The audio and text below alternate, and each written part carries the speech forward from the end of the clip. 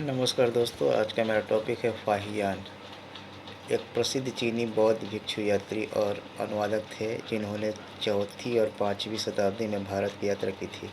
उनकी यात्रा और लेखन ने प्राचीन भारत के इतिहास, संस्कृति और बौद्ध धर्म के अध्ययन में महत्वपूर्ण योगदान दिया।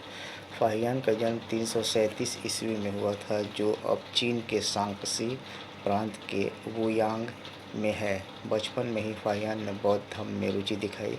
उनके परिवार में दुखद घटनाओं, उनके भाई बहनों की मृत्यु के कारण वे कम उम्र में बौद्ध भिक्षु बन गए। फाहियान ने बौद्ध धर्म ग्रंथों की खोज और बौद्ध तीर्थस्थलों के दर्शन के लिए 399 ईस्वी में अपनी यात्रा शुरू की। उनकी यात्रा का मुख्य उद्देश्य बौद्ध धर्म के मूल स्रोतों तक पहुंचना और पवित्र ग्रंथों को चीन ले जाना था। उन्होंने मध्य एशिया, गांधार, तक्षशिला, पाटलिपुत्र, आधुनिक पटना, बोधगया, वाराणसी, नालंदा और अन्य महत्वपूर्ण स्थानों की यात्रा की। वे समुद्र और स्थलीय मार्गों से भारत पहुँचे, जिसमें खतरनाक रेगिस्तानी और पर्वतीय रास्ते शामिल थे। फाहियान ने भारत में लगभग 6 वर्ष 405 से 411 ईस्वी बिताए। इस दौरान उन्होंने गुप्त साम्राज्य के शासनकाल में भारत की समृद्ध संस्कृति, बौद्ध मठों और सामाजिक व्यवस्था का अध्ययन किया। उन्होंने बौद्ध धर्म ग्रंथों की प्रतियां एकत्र की, विशेष रूप से विनय पिटक और महायान सूत्र। फाहियान ने अपनी यात्रा वृत्तांत में गुप्तकालीन भारत की समृद्धि, शांति और बौद्ध धर्म की स्थिति का वर्णन किया। उन्होंने बोधगया, सारनाथ और कुशीनगर जैसे तीर्थस्थलों का विस्तृत विवरण दिया। 411 ईस्वी के आसपास फाहियान समुद्री मार्ग से सीलोन, अब श्रीलंका और जावा होते हुए चीन लौटे। उनकी वापसी की यात्रा भी जोखिमों से भरी थी, जिसमें समुद्री तूफान शामिल थे।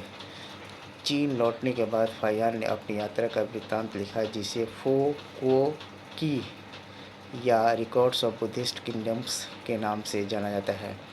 इस पुस्तक में भारत, सीलोन और अन्य क्षेत्रों के बौद्ध धर्म, संस्कृति और सामाजिक जीवन का वर्णन है।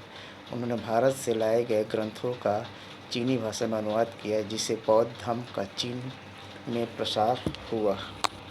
फाहियान का यात्रा वृत्तांत प्राचीन भारत के इतिहास, विशेष रूप से गुप्त काल, चौथी से पाँचवीं शताब्दी के सामाजिक, धार्मिक और सांस्कृतिक जीवन को समझने का एक महत्वपूर्ण स्रोत है।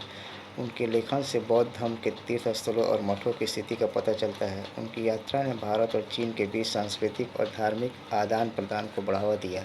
फाहियान की मृत्यु लगभग 422 ईस्वी में हुई। उनकी मृत्यु के समय उनकी आयु 85 वर्ष के आसपास थी। फाहियान की यात्रा और उनके लेखक ने न केवल बौद्ध धर्म के प्रसार में योगदान दिया, बल्कि भारत और चीन के बीच प्राचीन सांस्कृतिक संबंधों को भी मजबूत किया। उनका फो क्यो की आज भी इतिहासकारों और विद्वानों के लिए एक अमूल्य दस्तावेज है, जो प्राचीन भारत की समृद्ध विरासत को दर्शाता है। थैंक्स।